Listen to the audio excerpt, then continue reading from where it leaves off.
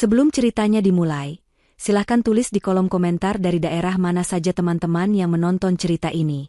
Jangan lupa like dan subscribe agar channel ini bisa semakin berkembang dan bisa mempersembahkan cerita yang lebih menarik lagi.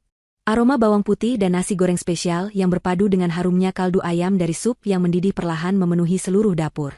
Jarum jam di dinding baru menunjukkan pukul 5 pagi, tetapi bagi Devina, hari sudah dimulai sejak 1 jam yang lalu. Tangannya bergerak lincah, memotong sayuran dengan presisi, mengaduk nasi di wajan besar, dan sesekali memeriksa sup di kompor sebelahnya. Keringat mulai membasahi pelipisnya, namun gerakannya tak pernah melambat. Baginya, inilah rutinitas, inilah pengabdian. Rumah besar berlantai 2 di salah satu komplek perumahan yang cukup disegani ini adalah istananya, dan ia adalah pelayan tunggal yang memastikan semua roda kehidupan di dalamnya berputar sempurna. Ia melakukannya atas nama cinta untuk suaminya, Indra, satu-satunya alasan ia rela menempatkan dirinya dalam posisi ini. Pukul 6:30, semua hidangan telah tertata rapi di atas meja makan yang terbuat dari kayu jati solid. Nasi goreng, ayam bakar bumbu rujak, sup ayam ginseng, serta beberapa macam lauk pelengkap lainnya tampak begitu menggiurkan. Tak lama kemudian, Dinda, adik iparnya yang baru berusia 23 tahun, turun dari lantai atas. Ia mengenakan piyama sutra yang mahal, rambutnya acak-acakan dan wajahnya masih menyisakan bekas bantal. Tanpa menyapa Devina, ia langsung duduk di kursi dan meraih segelas air putih. Matanya memindai meja makan dengan tatapan bosan, seolah semua hidangan lezat itu adalah pemandangan yang biasa dan tidak istimewa. "Kopiku mana, Kak?" tanya Dinda dengan nada ketus. Matanya masih terpaku pada layar ponselnya yang menampilkan kehidupan glamor para selebriti. Devina, yang sedang mengelap meja dapur, segera berbalik. "Sebentar, Din. Ini baru kakak siapkan," jawabnya lembut, lalu segera meracik kopi susu manis kesukaan adik iparnya itu. Ia meletakkan cangkir itu dengan hati-hati di samping Dinda. Dinda hanya bergumam tanpa mengucapkan terima kasih. Menyusul kemudian, Ibu Darti, sang ratu rumah, turun dengan langkah anggun. Daster batiknya yang berkualitas tinggi terlihat licin dan mahal. Wajahnya yang masih cantik di usia 50-an itu tampak masam. Ia duduk di kepala meja, tempat yang menjadi singgasananya. Tatapannya berkeliling, menginspeksi setiap sudut meja makan seolah mencari-cari kesalahan. Devina mendekat, hendak menuangkan sup hangat ke dalam mangkuk mertuanya, namun sebuah gerakan tangan dari Ibu Darti menghentikannya. "Tidak perlu, biar aku ambil sendiri," kata Ibu Darti dingin. "Supmu hari ini baunya aneh. Kamu pakai ginseng dari mana? Jangan-jangan yang murahan, nanti malah bikin sakit perut." Devina hanya bisa tersenyum tipis, menahan perih di hatinya. Ginseng itu ia beli di toko herbal terpercaya dengan harga yang tidak murah. Sengaja ia pilih untuk menjaga kesehatan mertuanya. "Itu ginseng kualitas terbaik, Bu." "Aman kok," jawabnya pelan. Ibu Darti tidak membalas, hanya mengambil sedikit nasi goreng dengan ekspresi terpaksa. Keheningan yang canggung menyelimuti meja makan sampai akhirnya Indra turun. Suaminya itu tampak gagah dengan kemeja kantor biru laut yang licin, dan sudah disetrika oleh Devina sejak subuh tadi. Indra adalah satu-satunya sumber kehangatan di rumah ini, setidaknya bagi Devina. "Wah, wangi sekali masakanmu, sayang," sapa Indra sambil mencium kening Devina sekilas. Senyumnya tulus, dan hanya senyum itulah yang menjadi bahan bakar bagi Devina untuk bertahan setiap harinya. Indra duduk di sampingnya, berseberangan dengan Dinda. "Tentu saja wangi, Mas. Kak Devina kan tugasnya memang cuma di dapur," sahut Dinda sinis, tanpa mengangkat wajah dari ponselnya. Indra melirik adiknya dengan sedikit teguran di matanya, tapi ia tidak mengatakan apa-apa. Ia lebih memilih menghindari konflik. "Devina kan istriku, wajar dong dia memasak untuk keluarga," balas Indra, mencoba terdengar bijak padahal jelas sekali ia hanya mencari jalan aman. Ia mulai menyantap sarapannya dengan lahap, memuji setiap masakan Devina. Pujian itu tulus, Devina tahu itu. Tapi pujian tanpa pembelaan terasa hampa. Sarapan berlangsung dalam keheningan yang syarat akan ketegangan. Setelah selesai, Indra bangkit dan bersiap berangkat kerja. Devina mengantarnya sampai ke teras depan, membawakan tas kerjanya dan memasangkan dasinya dengan telaten. "Hati-hati di jalan ya, Mas," bisik Devina. Indra mengangguk, menatap wajah istrinya lekat-lekat. Ia tahu Devina tidak bahagia, ia bisa melihatnya dari sorot mata lelah itu. Tapi ia merasa tak berdaya di hadapan ibu dan adiknya yang keras kepala. "Kamu yang sabar ya di rumah. Anggap saja omongan ibu dan Dinda itu angin lalu," katanya lirih, seolah itu adalah solusi terbaik yang bisa ia tawarkan. Sebuah solusi yang hanya menuntut kesabaran tak berbatas dari pihak Devina. Setelah mobil Indra menghilang di tikungan jalan, Devina menarik napas panjang, mengumpulkan kekuatan untuk menghadapi sisa hari. Pekerjaan rumah tangga yang sesungguhnya baru saja dimulai. Ia membereskan meja makan, mencuci semua piring kotor yang menumpuk, lalu mulai menyapu dan mengepel seluruh lantai rumah yang luas itu. Sementara itu, Ibu Darti sudah duduk nyaman di sofa empuk ruang keluarga, menonton serial drama televisi favoritnya dengan volume yang memekakan telinga. Dinda, setelah mandi dan berdandan cantik, juga ikut bergabung di sofa, sibuk mengambil puluhan foto selfie untuk diunggah ke media sosialnya. Tak satu pun dari mereka yang menawarkan bantuan, atau bahkan sekadar basa-basi. Devina bergerak di sekitar mereka seperti bayangan, sosok tak terlihat yang hanya akan dipanggil namanya ketika mereka butuh sesuatu. Devina, ambilkan saya minum. Teh hangat, jangan terlalu manis.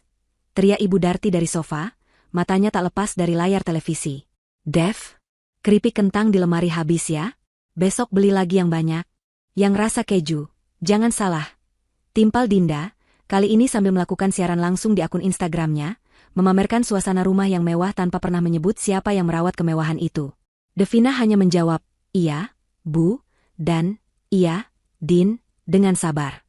Ia membawakan teh untuk mertuanya dan mencatat pesanan keripik Dinda di otaknya.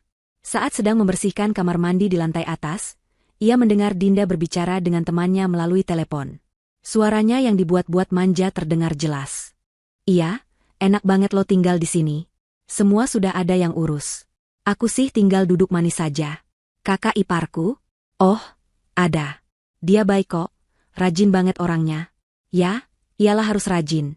Kan dia nggak kerja, numpang hidup sama abangku. Jadi, ya wajar kalau dia yang mengerjakan semuanya.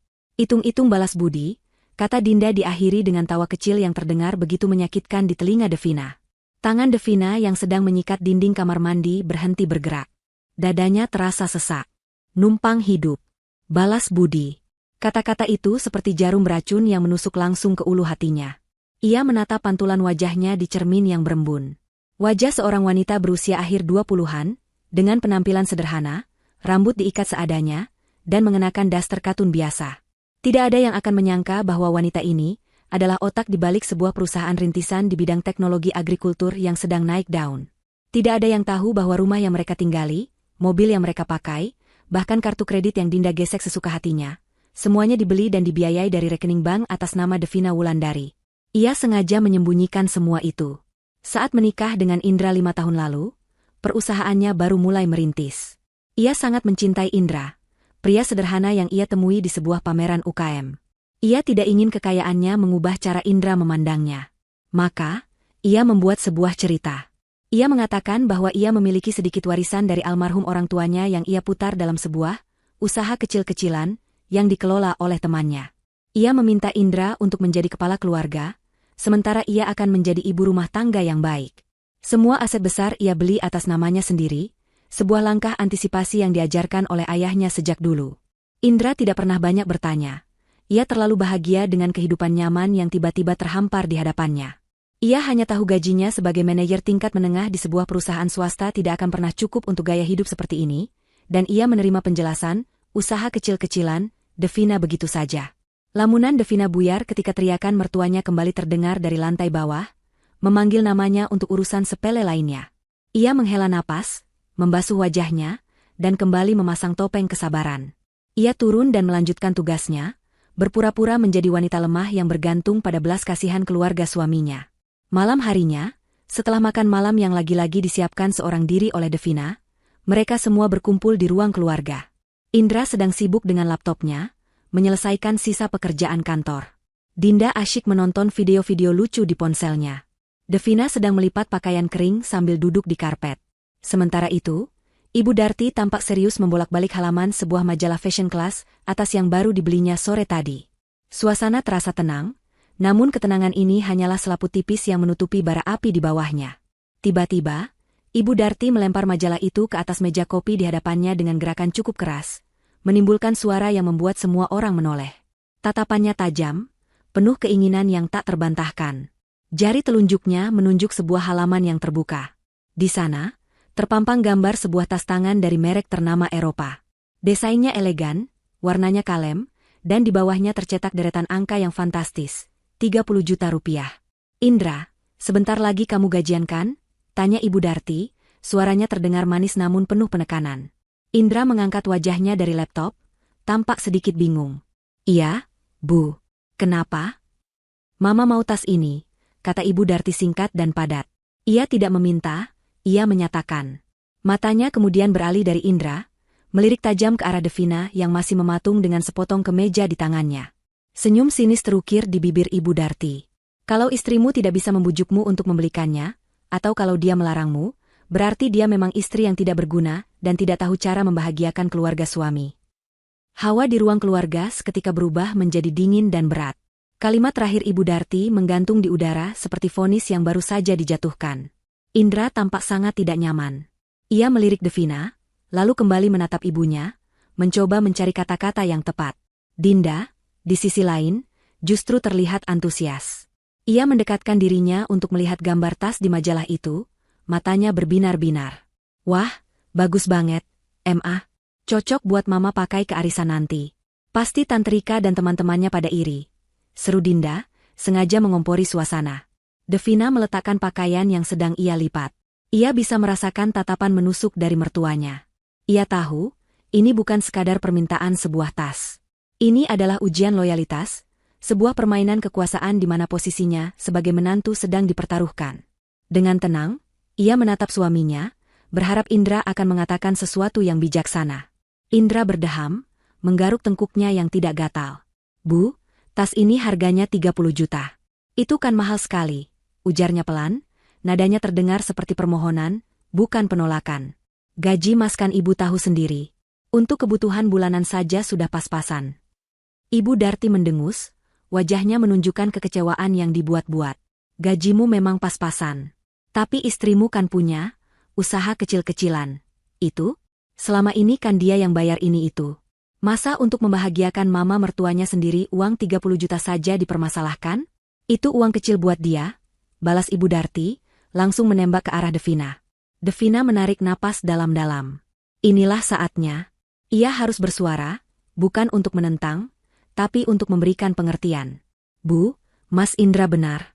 30 juta itu bukan jumlah yang sedikit. Devina memulai dengan suara yang dijaga agar tetap lembut. Bukannya Devina tidak mau membelikan, tapi alangkah baiknya kalau uang sebanyak itu kita gunakan untuk hal yang lebih penting. Mungkin untuk dana pendidikan Dinda kalau mau lanjut kuliah lagi, atau untuk investasi masa depan. Jawaban logis itu ternyata adalah sebuah kesalahan fatal. Wajah Ibu Darti langsung memerah karena marah. Ia merasa wibawanya sebagai orang tua dan mertua telah direndahkan. Ia merasa Devina sedang mengguruinya. Investasi? Dana pendidikan? Ulang Ibu Darti dengan nada mengejek. Kamu ini mau menggurui saya? Hah? Kamu pikir saya tidak mengerti apa yang penting? Yang penting sekarang ini adalah menjaga nama baik keluarga. Apa kata orang nanti kalau lihat mertua Indra penampilannya biasa-biasa saja? Mereka akan menilaimu sebagai menantu yang pelit. Menantu yang tidak peduli pada orang tua. Bukan begitu maksud Devina, Bu. Sudah. Aku tidak mau dengar alasanmu, potong Ibu Darti kasar. Bilang saja kalau kamu itu memang iri. Iri karena seumur hidupmu, kamu tidak akan pernah bisa membeli barang semahal itu dengan uangmu sendiri. Kamu sengaja mau mama kelihatan sederhana, supaya kamu yang terlihat paling hemat dan paling baik di depan Indra, kan? Dasar perempuan munafik. Setiap kata yang keluar dari mulut Ibu Darti terasa seperti cambukan. Hati Devina perih. Selama ini ia diam saat dihina malas atau tidak berguna, tapi dituduh iri dan munafik karena sebuah tas mewah terasa begitu tidak adil. Ia menatap Indra, memohon bantuan lewat sorot matanya. Indra terlihat serba salah. Ia ingin membela istrinya, tapi ia juga takut pada amukan ibunya. Sudah, kata Indra, mencoba menengahi. Bu, jangan bicara seperti itu. Devina kan niatnya baik. Niat baik apa? Niat baik membuat mamamu malu, sahut Ibu Darti sengit. Dinda, yang sejak tadi hanya menonton, akhirnya ikut bersuara. Mas Indra ini kok malah belain Kak Devina? Jelas-jelas dia nggak setuju mama punya barang bagus. Lihat saja penampilannya sendiri. Baju yang dipakai cuma itu-itu saja, beli di pasar malah mungkin. Mana dia ngerti soal kualitas dan gengsi. Orang kampung memang begitu, pikirannya sempit. Hinaan Dinda kali ini benar-benar keterlaluan. Devina selalu memilih berpakaian sederhana di rumah agar tidak memancing kecemburuan mereka, agar ia bisa membaur sebagai keluarga biasa. Ia tidak menyangka bahwa pilihannya itu justru dijadikan senjata untuk menghinanya. Malam itu berakhir tanpa solusi. Mereka semua masuk ke kamar masing-masing dengan membawa amarah dan kekecewaan. Di dalam kamar, Devina mencoba berbicara lagi dengan Indra.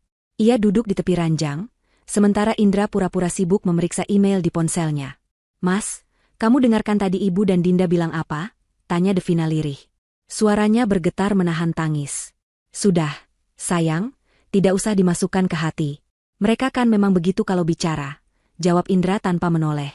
"Bukan itu masalahnya, Mas. Ini masalah harga diri. Aku ini istrimu. Kenapa kamu diam saja waktu aku dihina seperti itu? Kenapa kamu tidak membelaku?" Indra akhirnya meletakkan ponselnya.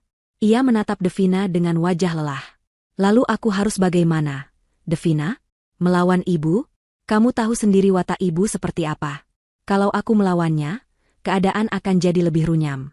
Rumah ini bisa perang dunia. Lebih baik kita mengalah saja demi kedamaian." "Mengalah?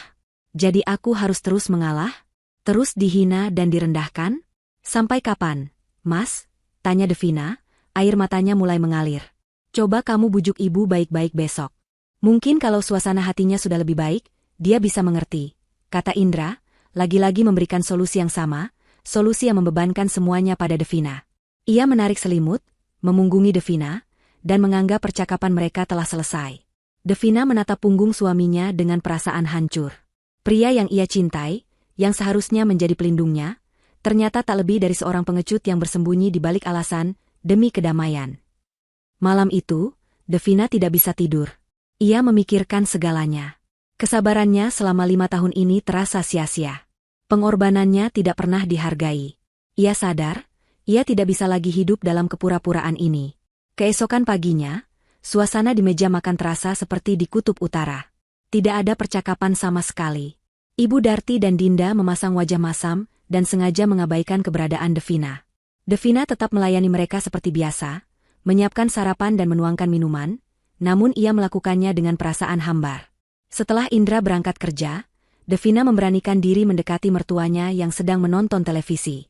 Ia duduk di lantai, di dekat kaki Ibu Darti, sebuah posisi yang menunjukkan kerendahan hati. "Bu," panggilnya lembut. "Soal tas kemarin, Devina minta maaf kalau kata-kata Devina menyinggung Ibu. Tapi Devina mohon, Ibu coba mengerti. Keuangan kita." Belum selesai Devina bicara, Ibu Darti sudah memotongnya dengan sinis. "Keuangan kita? Atau keuanganmu? Kamu takut hartamu berkurang untuk mertua, kan? Sudah kuduga. Kamu memang menantu tidak tahu berterima kasih." "Bukan begitu, Bu. Semua yang Devina punya, itu juga punya Mas Indra dan keluarga," kata Devina, mencoba sekali lagi. Ibu Darti tertawa keras, tawa yang penuh dengan penghinaan. "Oh ya? Kalau begitu buktikan. Berikan uangnya sekarang. Kamu pikir aku tidak tahu? Uangmu itu banyak. Teman arisanku ada yang melihatmu keluar dari ban prioritas. Jangan pura-pura miskin di depanku." Devina terkejut. Ia tidak menyangka ada yang melihatnya. Ia memang nasabah prioritas di salah satu bank swasta terbesar, sebuah fasilitas yang ia dapatkan karena besarnya dana perusahaan yang ia kelola.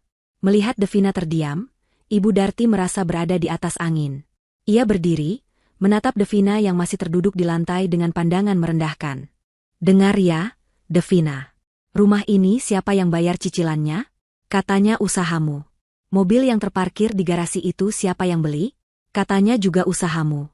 Makanan enak yang setiap hari masuk ke perut kami semua ini, siapa yang membiayai?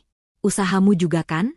Nah, karena semua ini milikmu, dan kami hanya menumpang, maka kamu punya kewajiban untuk membuat kami bahagia." Logika yang diputar-balikan itu membuat kepala Devina pening. Ia merasa seperti terperangkap. "Kamu itu cuma numpang hidup di keluarga kami, memakai nama keluarga kami. Seharusnya kamu tahu diri dan melakukan apa saja untuk membahagiakan kami, terutama saya, ibu dari suamimu. Jangan banyak membantah, jangan banyak alasan," lanjut Ibu Darti dengan suara yang semakin meninggi. Dinda yang mendengar keributan itu keluar dari kamarnya dan berdiri di belakang ibunya, menyeringai puas. Ibu Darti mencondongkan tubuhnya, menatap tajam tepat di mata Devina. Teror dan ancaman terpancar jelas dari sorot matanya yang menyipit. "Saya tidak mau tahu lagi. Sore ini, saya mau lihat uang 30 juta itu ada di tangan saya.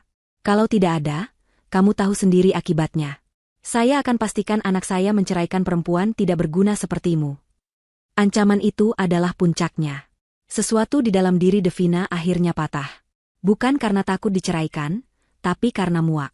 Kesabarannya yang selama ini ia jaga seperti bendungan, akhirnya jebol. Ia menatap balik mertuanya, namun kali ini sorot matanya bukan lagi sorot mata wanita lemah yang memohon belas kasihan. Ada kilat dingin yang baru di sana. Kilat yang menandakan sebuah keputusan telah dibuat. Sisa pagi hingga siang hari berlalu dalam ketegangan yang pekat.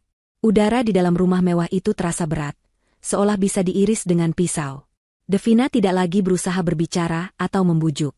Ia bekerja dalam diam, menyelesaikan semua tugas rumah tangga dengan gerakan mekanis seperti robot. Pikirannya melayang jauh, memutar ulang semua kejadian, semua hinaan, dan semua pengorbanan yang telah ia lakukan selama 5 tahun terakhir. Setiap sudut rumah yang ia bersihkan terasa seperti saksi bisu dari kesabarannya yang perlahan terkikis. Karpet tebal yang ia sedot debunya pernah menjadi tempat ia menangis diam-diam di malam hari. Dinding dapur yang ia lep pernah mendengar bisikan doanya agar keluarga ini bisa menerimanya dengan tulus. Namun, semua itu tampaknya sia-sia. Ibu Darti dan Dinda menghabiskan waktu mereka dengan berbisik-bisik di ruang keluarga, sesekali melirik sinis ke arah Devina. Mereka yakin telah memenangkan pertarungan ini. Mereka percaya bahwa ancaman perceraian adalah senjata pamungkas yang akan membuat Devina tunduk dan menyerahkan uang yang mereka inginkan. Mereka tidak sabar menantikan sore hari, membayangkan Devina akan datang dengan wajah kalah sambil menyerahkan uang tunai atau bukti transfer. Dinda bahkan sudah sibuk mencari gambar-gambar di internet, mencocokkan tas mewah itu dengan gaun-gaun ibunya untuk diunggah ke media sosial. Pukul 4 sore, Indra pulang kerja lebih awal dari biasanya. Wajahnya tampak kusut dan lelah. Ia pasti merasakan atmosfer permusuhan yang menyelimuti rumah begitu ia melangkahkan kaki ke dalam. Ia melihat Devina sedang menata meja untuk camilan sore, sementara ibu dan adiknya duduk di sofa dengan tangan terlipat di dada, seperti hakim yang menunggu terdakwa.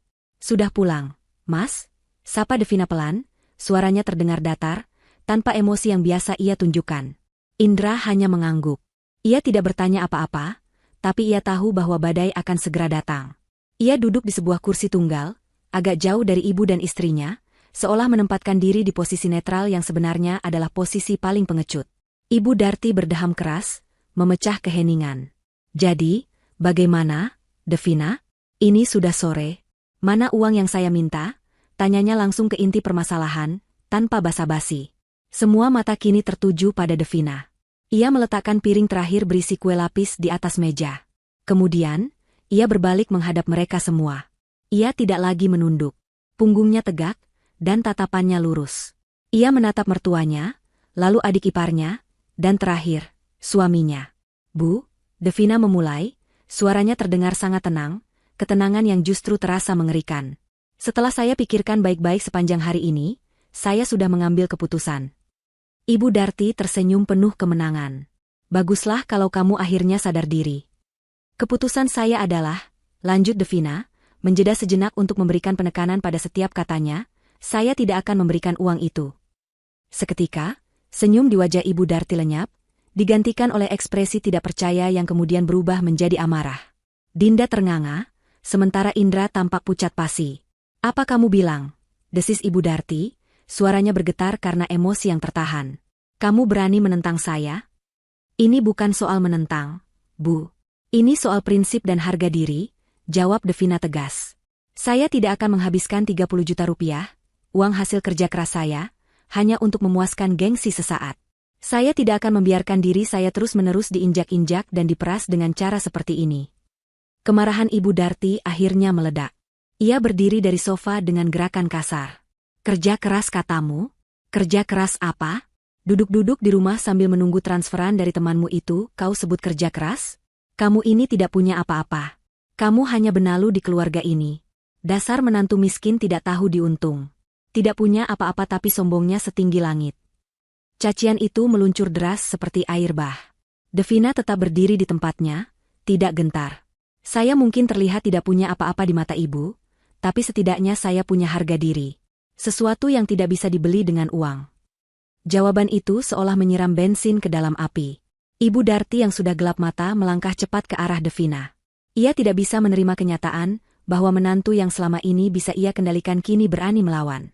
Harga dirinya sebagai penguasa di rumah itu terasa tercabik-cabik.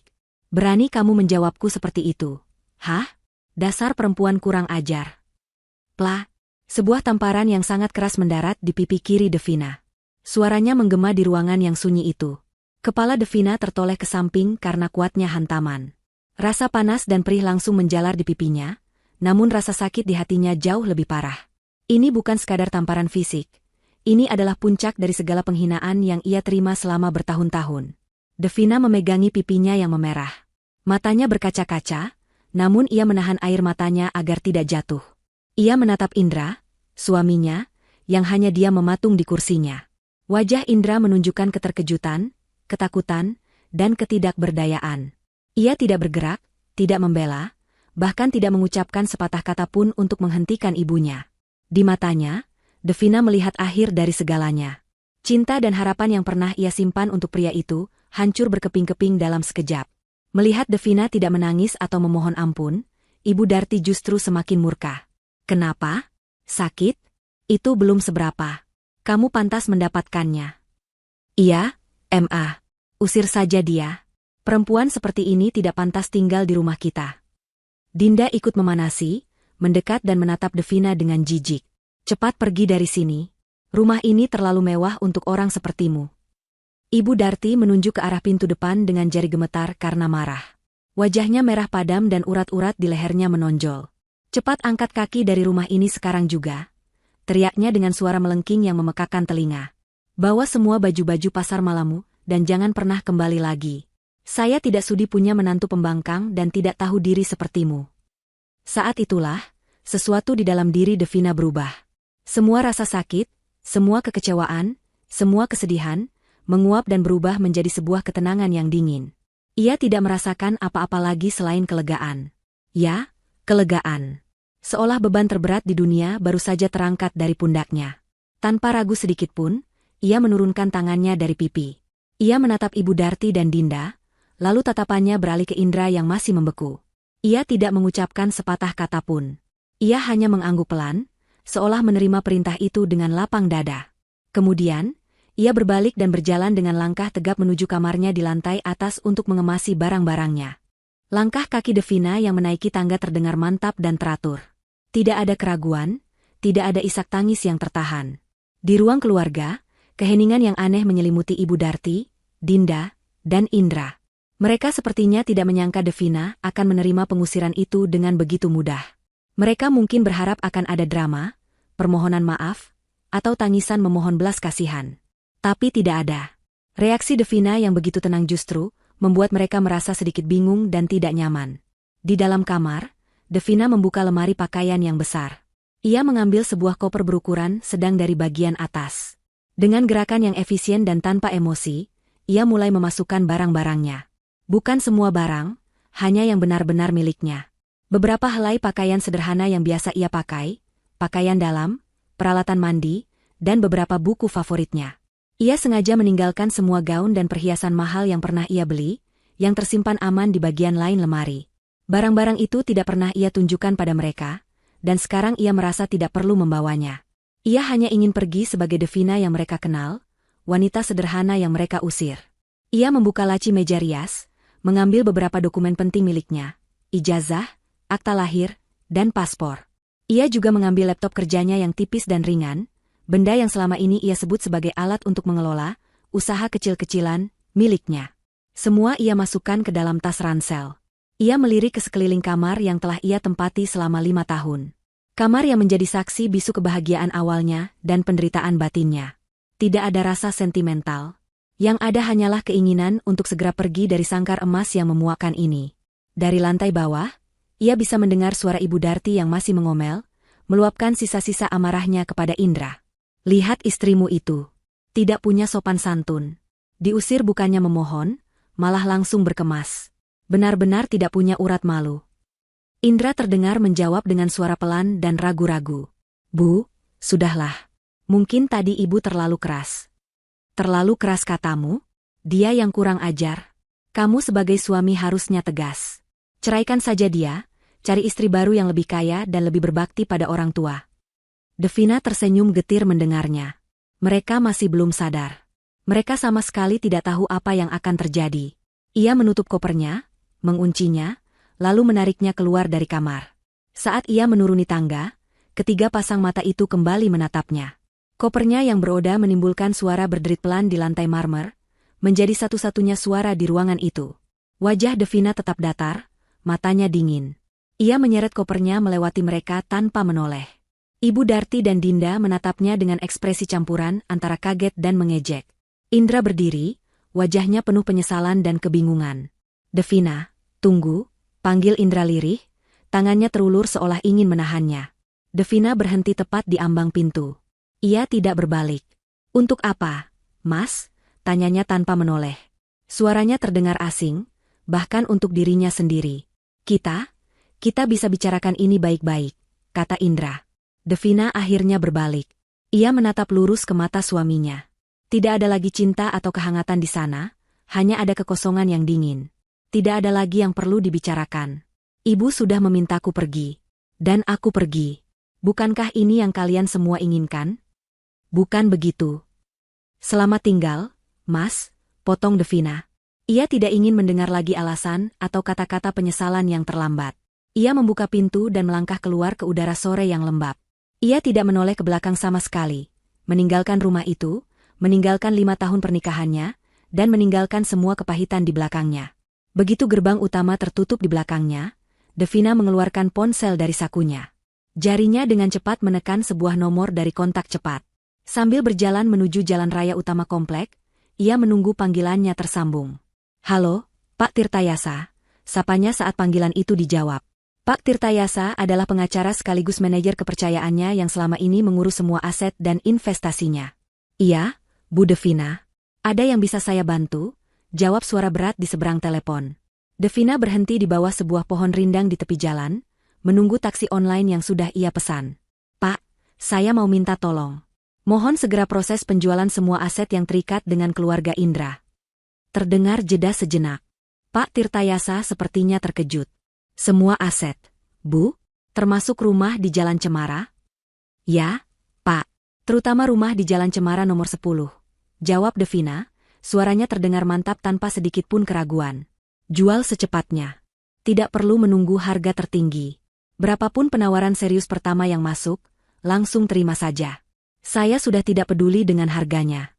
Saya hanya ingin semua ini selesai." "Baik, Bu. Semua surat kuasa penjualan memang sudah Ibu tanda tangani sejak awal.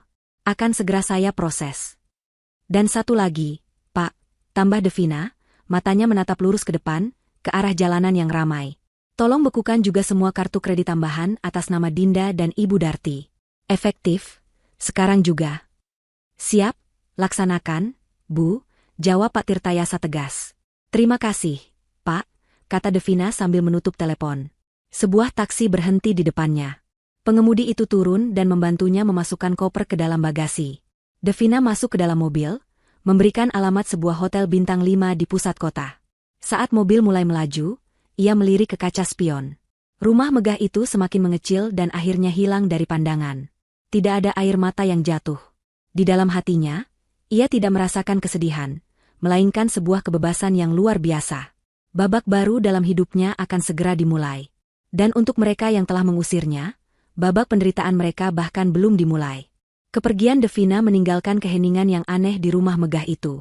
Selama beberapa saat, tidak ada yang bergerak. Ibu Darti, Dinda, dan Indra masih terpaku di posisi mereka, seolah mencoba mencerna apa yang baru saja terjadi. Mereka mengharapkan drama, tangisan, penyesalan. Namun yang mereka dapatkan adalah ketenangan yang dingin dan kepergian yang begitu tegas. Perasaan pertama yang muncul adalah kebingungan, namun dengan cepat perasaan itu disingkirkan oleh ego. Ibu Darti adalah yang pertama memecah kesunyian. Ia tertawa, sebuah tawa kering yang terdengar dipaksakan. "Bagus, bagus sekali," katanya sambil bertepuk tangan pelan. "Akhirnya benalu di rumah ini pergi juga. Lihat kan, Indra, perempuan seperti itu tidak pantas dipertahankan. Dia pergi begitu saja tanpa rasa bersalah. Itu bukti dia tidak pernah tulus mencintaimu dan keluarga ini." Indra tidak menjawab. Ia menjatuhkan dirinya ke sofa, memijat pelipisnya yang berdenyut. Ia merasa bersalah. Ia melihat tamparan ibunya, ia mendengar hinaan adiknya, dan ia tidak melakukan apa-apa. Tapi di sisi lain, egonya sebagai laki-laki juga terluka. Ia merasa Devina telah merendahkannya dengan pergi begitu saja, tanpa mencoba memperjuangkan pernikahan mereka. Pikirannya kacau, terombang-ambing antara rasa bersalah dan amarah. Dinda, seperti biasa, langsung memihak ibunya. Ia duduk di samping Ibu Darti dan memeluk lengannya dengan manja. Sudah, Ma, jangan pikirkan dia lagi. Justru sekarang kita bebas. Tidak ada lagi yang akan mengatur-atur kita soal uang. Mas Indra kan masih punya gaji. Nanti Dinda bantu Mas Indra cari istri baru yang jauh lebih baik, lebih cantik, dan yang pasti lebih kaya raya dari dia. Ucapan Dinda seolah menjadi pembenaran yang mereka butuhkan. Mereka mulai membangun narasi baru di kepala mereka. Devina adalah istri yang tidak tahu berterima kasih, seorang pembangkang yang angkuh, dan kepergiannya adalah sebuah berkah. Mereka adalah korban dari sifat buruk Devina. Dengan meyakini hal itu, rasa bersalah mereka perlahan terkikis, digantikan oleh perasaan lega dan euforia kemenangan. Kamu benar, Dinda. Malam ini kita harus merayakannya. Seru Ibu Darti, semangatnya kembali membara. Indra, pesan makanan paling enak dari restoran Jepang langganan kita. Pesan yang banyak. Kita pesta. Indra ingin menolak. Suasana hatinya sama sekali tidak ingin berpesta. Tapi melihat tatapan tajam ibunya, ia tidak punya pilihan lain. Dengan lesu, ia mengeluarkan ponselnya dan mulai memesan makanan mahal yang biasa mereka nikmati, makanan yang selama ini selalu dibayar dari rekening Devina tanpa pernah mereka sadari. Malam itu, mereka benar-benar berpesta. Sushi, sashimi, tempura, dan berbagai hidangan mahal lainnya memenuhi meja makan. Ibu Darti dan Dinda makan dengan lahap sambil tertawa-tawa, membicarakan rencana-rencana mereka di masa depan tanpa Devina. Nanti kamar si Devina itu kita jadikan saja ruang wardrobe khusus untuk Mama dan Dinda, usul Dinda dengan antusias. Kita bisa pasang lemari kaca yang besar dan meja rias dengan lampu-lampu seperti artis. Ide bagus, sahut Ibu Darti. Lalu kita bisa mulai mendekorasi ulang ruang tamu. Mama sudah bosan dengan gaya minimalis ini. Mama mau gaya klasik Eropa, yang banyak ukiran emasnya. Biar teman-teman arisan Mama semakin kagum. Mereka terus meracau tentang berbagai keinginan mewah, seolah-olah sumber dana tak terbatas yang selama ini mereka nikmati akan tetap ada. Indra hanya makan dalam diam, setiap suapan terasa hambar di mulutnya. Ia mencoba menghubungi Devina beberapa kali, namun panggilannya langsung dialihkan ke kotak suara.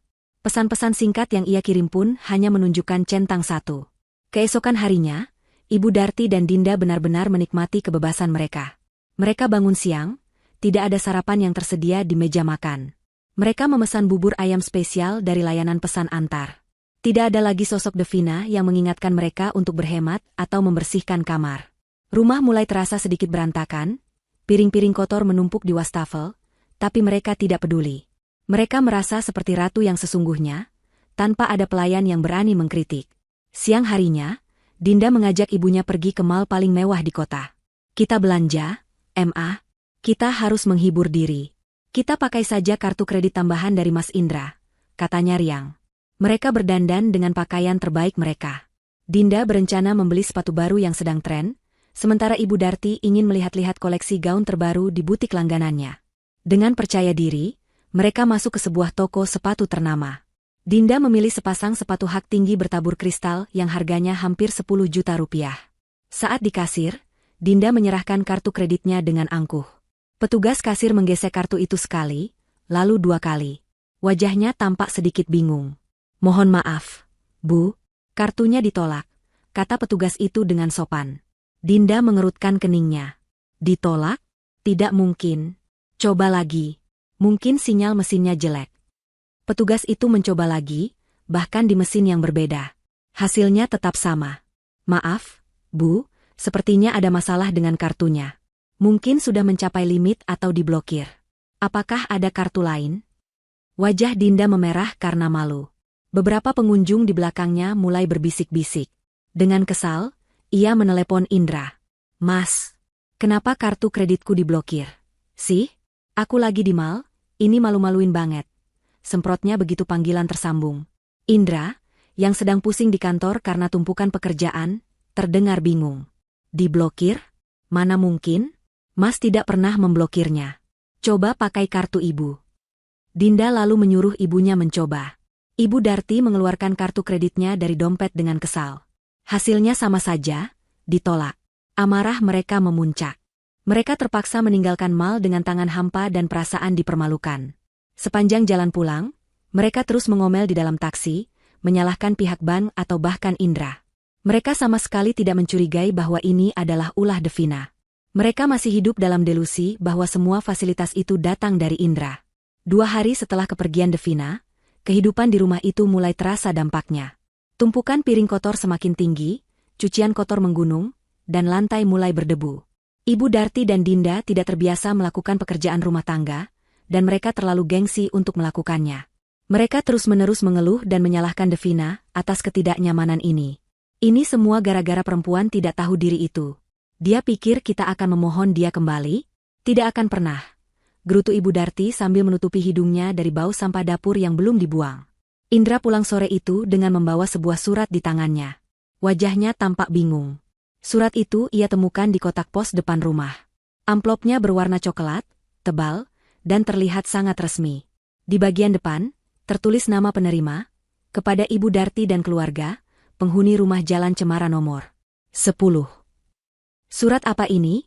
Tanya Ibu Darti sambil merebutnya dari tangan Indra.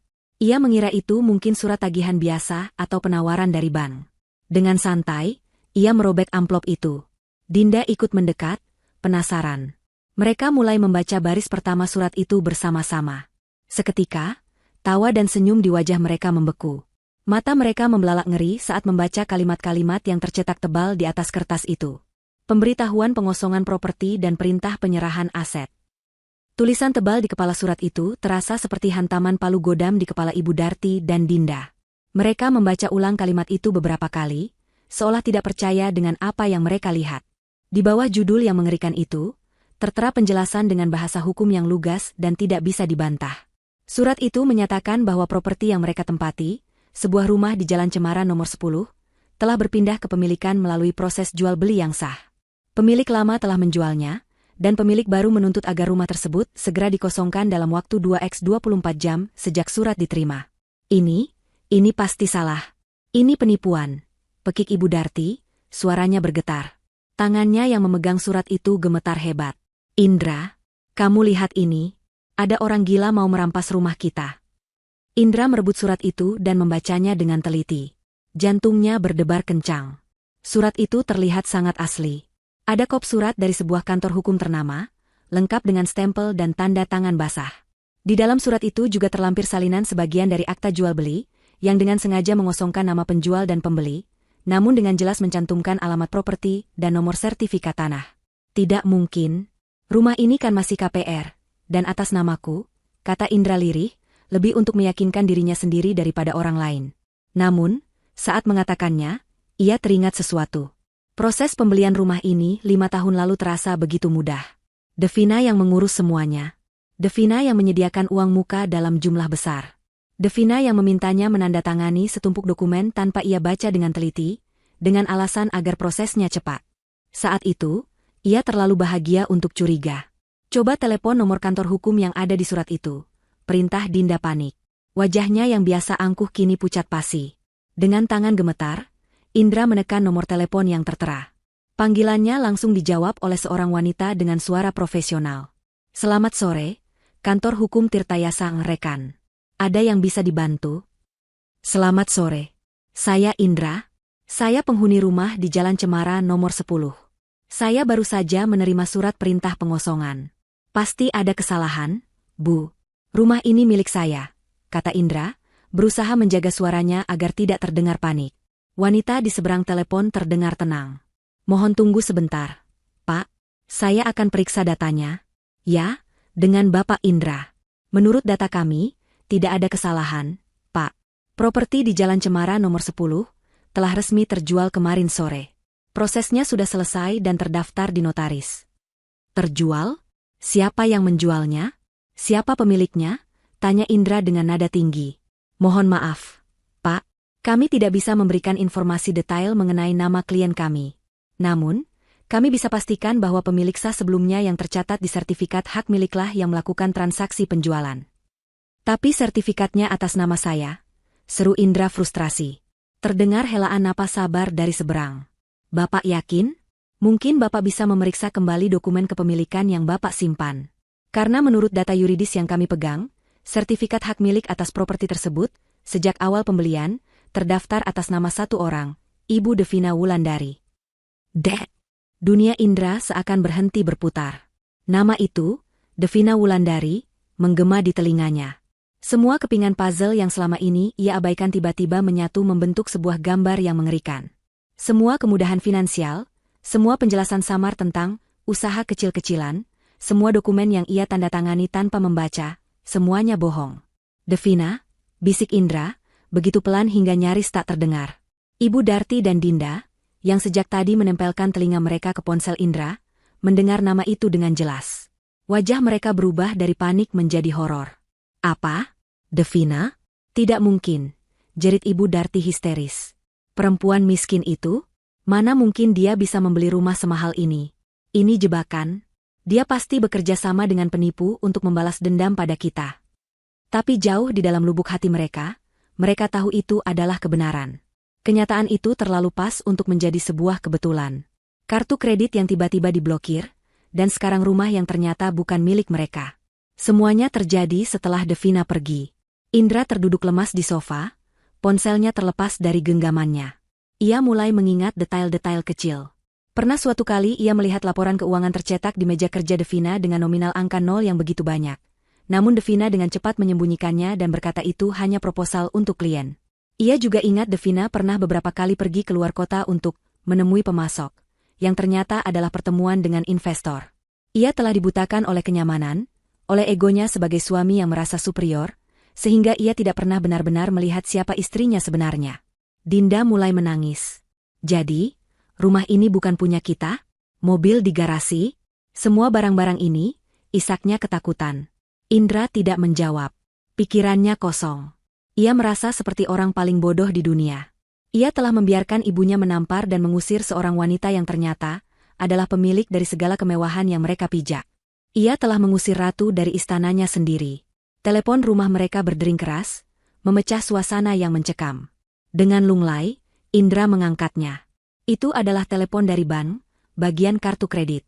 Petugas bank dengan sopan menginformasikan bahwa kartu kredit utama atas nama Indra, beserta 2 kartu tambahan atas nama Ibu Darti dan Dinda, telah ditutup secara permanen atas permintaan pemegang rekening utama yang menjadi penjaminnya. Dan pemegang rekening penjamin itu, tentu saja, adalah Devina Wulandari. Semua jalan keluar seolah tertutup. Mereka tidak punya uang, tidak punya tempat tinggal, dan semua fasilitas yang mereka anggap sebagai hak kini telah dicabut. Mereka terdampar. Indra menatap wajah ibu dan adiknya yang pucat dan penuh ketakutan. Amarah dan kebencian yang tadi mereka tunjukkan pada Devina kini, berubah menjadi penyesalan yang pahit dan ketakutan akan masa depan yang suram. Semuanya, semua yang kita miliki, bisik Indra dengan suara parau, matanya menatap kosong ke depan. Semuanya atas nama Devina. 24 jam terasa seperti neraka yang berjalan lambat. Setelah telepon dari pihak bank memutus satu-satunya akses finansial mereka, kepanikan di rumah itu berubah menjadi teror nyata. Ibu Darti yang tadinya histeris kini, hanya bisa duduk termenung di sofa dengan tatapan kosong. Semua kesombongan dan keangkuhannya luntur, menyisakan sosok wanita tua yang rapuh dan ketakutan. Dinda tak henti-hentinya menangis di pojok ruangan. Dunia glamor yang ia bangun di media sosial, citranya sebagai anak orang kaya yang hidup tanpa beban, semuanya akan hancur dalam sekejap.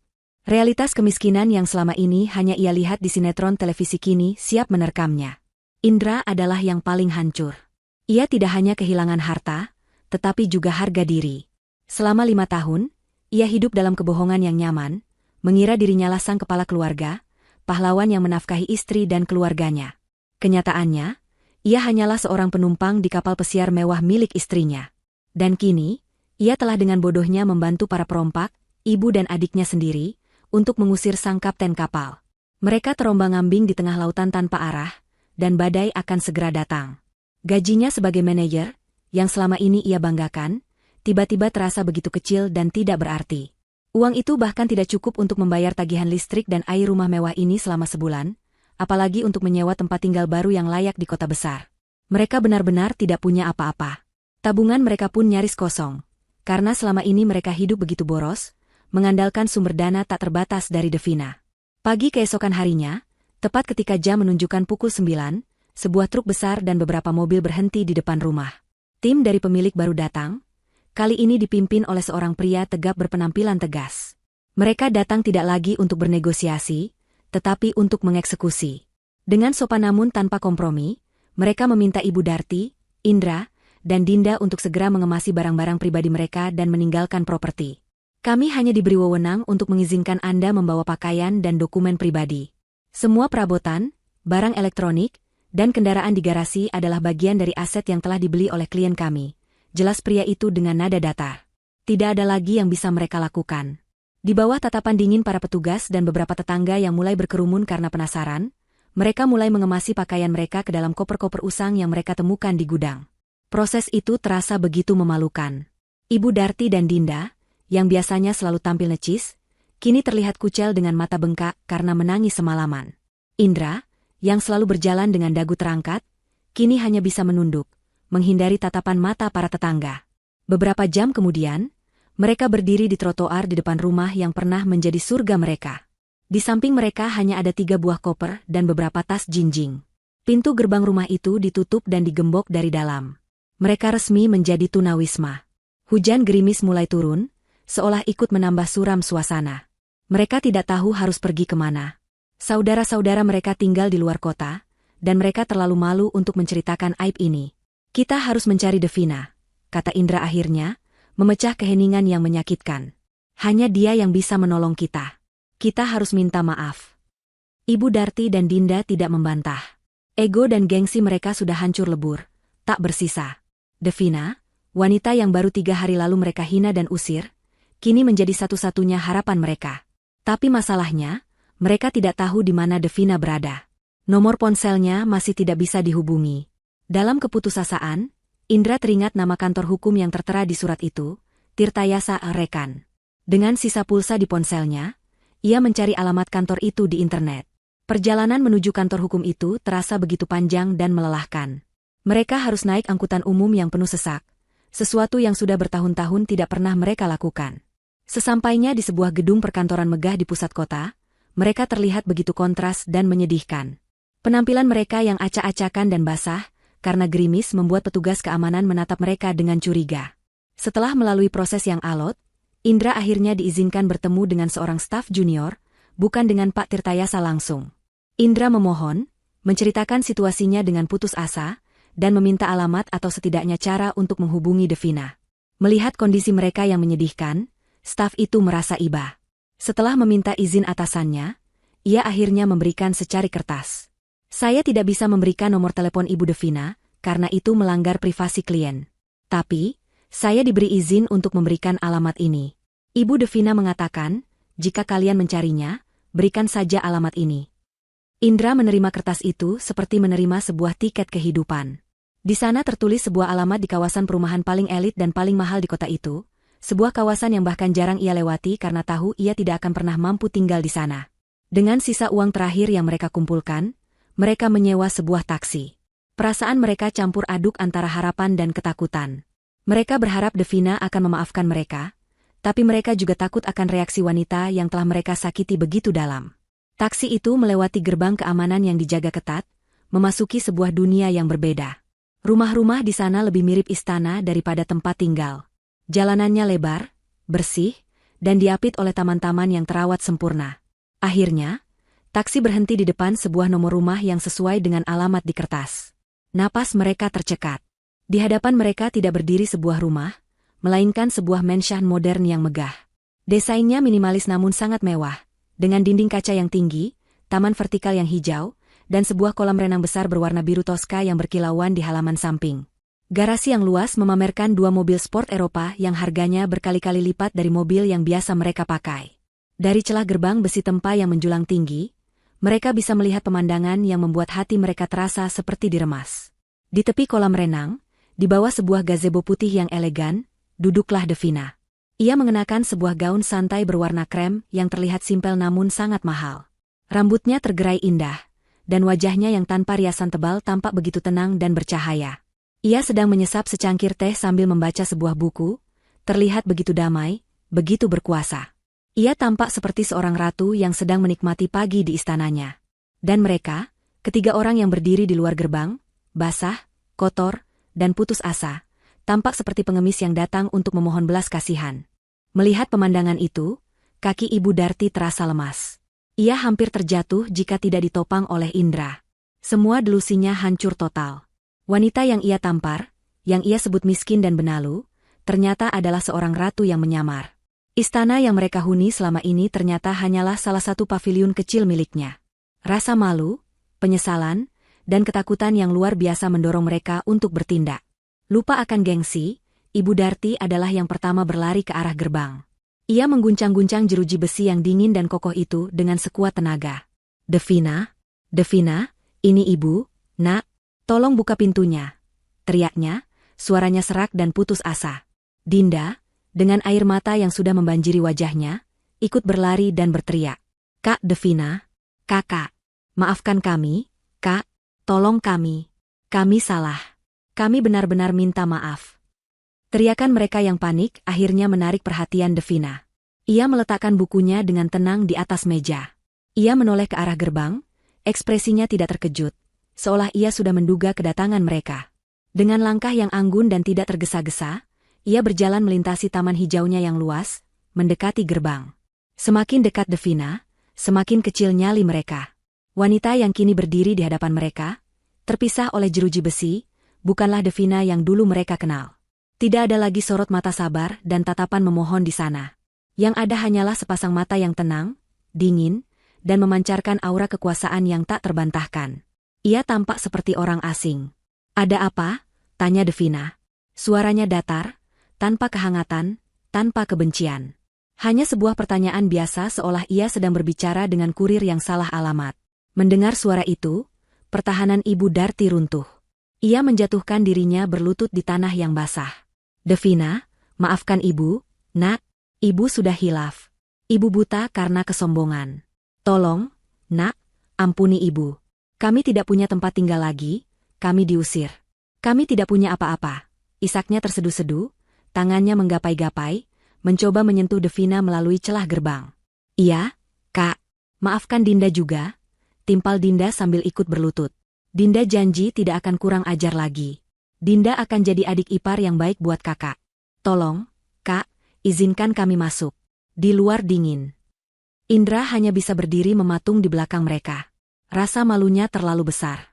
Ia adalah seorang suami, seorang kepala keluarga, namun kini ia harus melihat ibu dan adiknya berlutut di hadapan istrinya yang telah ia sia-siakan. Ia menatap Devina, matanya penuh permohonan.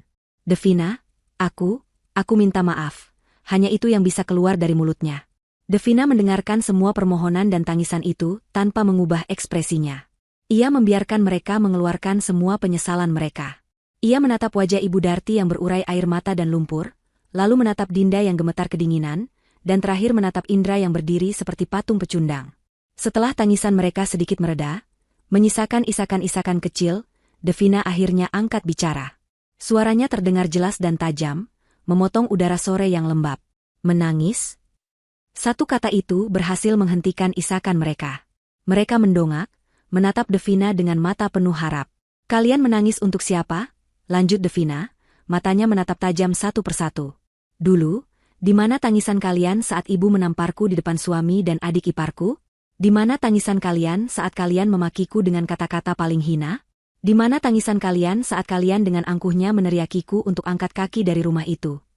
Pertanyaan-pertanyaan itu menusuk langsung ke jantung mereka. Mereka tidak bisa menjawab. Kalian tidak menangis untukku, kata Devina dengan penekanan dingin. Kalian tidak menyesali perbuatan kalian padaku.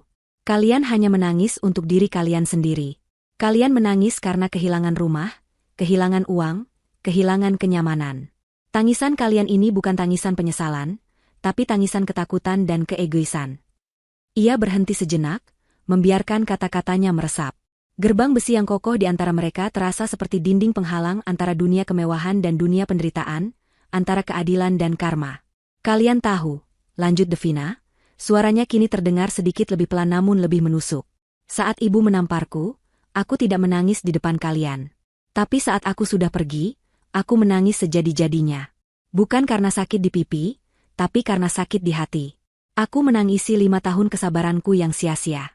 Aku menangisi cinta tulusku yang dibalas dengan hinaan. Dan aku menangisi kebodohanku karena pernah berharap kalian bisa menganggapku sebagai keluarga. Sekarang, kalian datang ke sini, berlutut, dan menangis di depan gerbang istana baruku. Sungguh ironis. Dulu kalian mengusirku dari rumah yang kubeli dengan keringatku sendiri.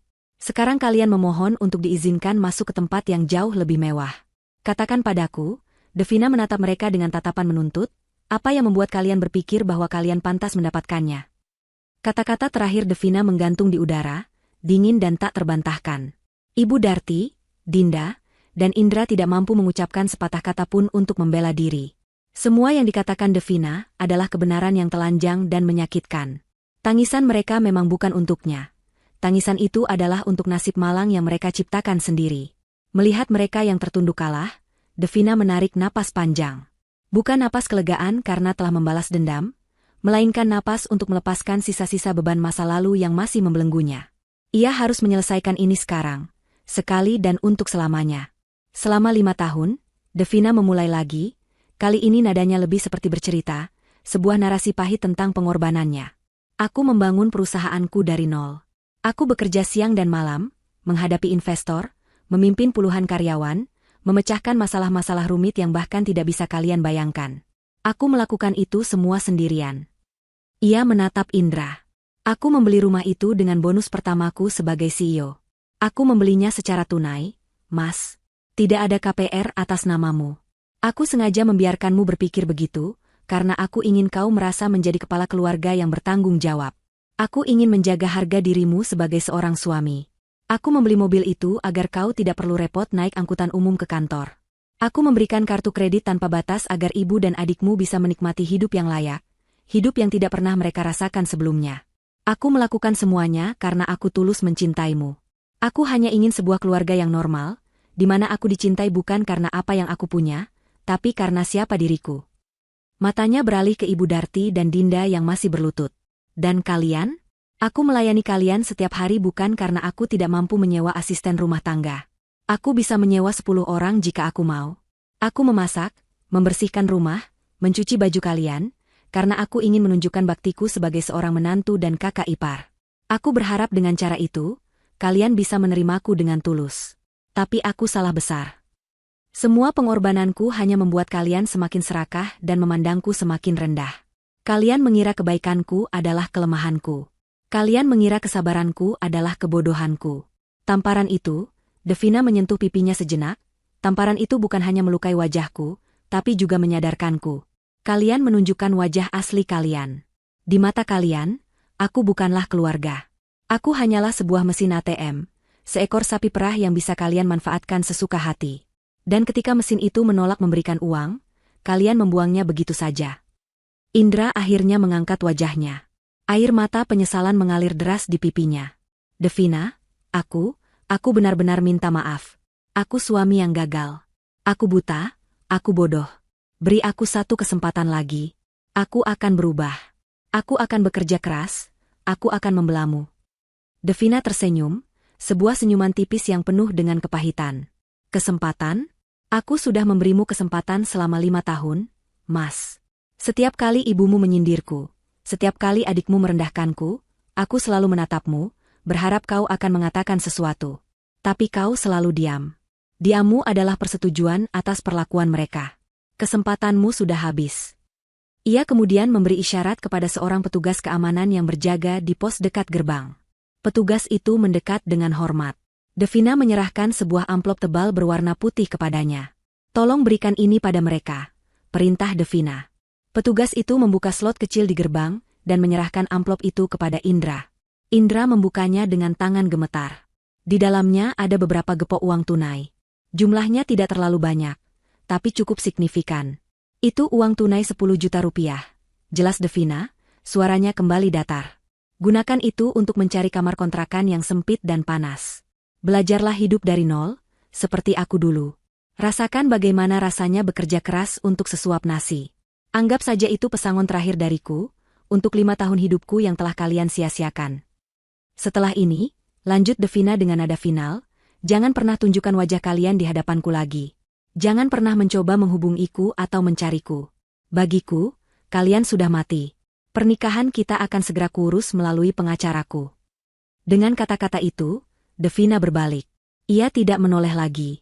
Ia berjalan dengan anggun kembali ke arah mensyafnya, meninggalkan mereka bertiga yang terpaku di luar gerbang, bersama amplop berisi uang Karma. Saat Devina semakin menjauh, petugas keamanan mendekati mereka. Mohon maaf, Bapak, Ibu. Waktu berkunjung sudah habis.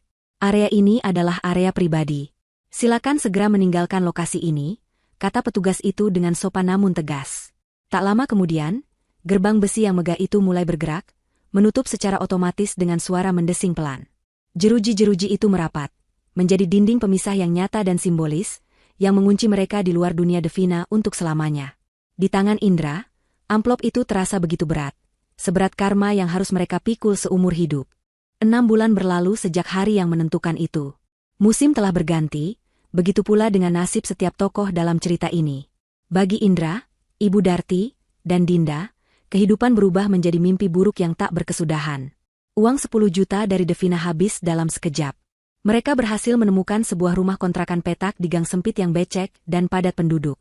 Rumah itu hanya memiliki 2 kamar tidur kecil, dengan dinding yang lembab dan cat yang mengelupas.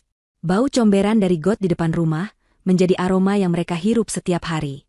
Ibu Darti, yang terbiasa dilayani, kini harus belajar memasak dengan peralatan seadanya dan berbelanja di pasar tradisional yang becek. Ia sering menangis meratapi nasibnya, menyalahkan semua orang kecuali dirinya sendiri. Ia menjadi lebih cepat tua dan sering sakit-sakitan. Dinda, sang putri media sosial, harus menjual ponsel mahalnya untuk menyambung hidup. Ia mencoba mencari pekerjaan, namun tanpa keahlian dan dengan sifatnya yang manja, ia selalu gagal. Ia menghabiskan hari-harinya dengan mengurung diri di kamar, meratapi kemewahan yang telah hilang. Indra menjadi tulang punggung keluarga.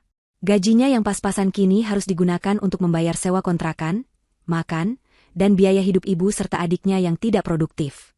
Setiap hari ia berangkat kerja dengan angkutan umum yang berdesakan dan pulang dalam keadaan lelah, hanya untuk disambut oleh keluhan dan pertengkaran tiada akhir di rumah. Ia sering terlihat melamun, menyesali kebodohannya. Surat gugatan cerai dari Devina telah ia terima dan tanda tangani dengan pasrah. Ia telah kehilangan segalanya. Karma telah menagih hutangnya dengan bunga yang sangat tinggi. Di sisi lain dunia, Devina justru semakin bersinar terang. Setelah membebaskan diri dari belenggu pernikahan toksiknya, ia seperti terlahir kembali. Energi dan fokusnya kini tercurah penuh untuk mengembangkan bisnisnya. Perusahaannya berhasil meluncurkan sebuah inovasi baru di bidang teknologi agrikultur yang mendapatkan pengakuan internasional. Ia sering bepergian ke luar negeri, menjadi pembicara di konferensi-konferensi besar, dan wajahnya mulai sering muncul di sampul majalah bisnis. Ia tidak lagi menyembunyikan identitasnya. Devina Wulandari kini dikenal sebagai salah satu teknopreneur wanita paling sukses dan berpengaruh di negaranya. Mensyah megah tempat tinggalnya bukan lagi sekadar rumah, tapi juga pusat inspirasi di mana ia sering mengadakan pertemuan dengan para pemimpin muda lainnya.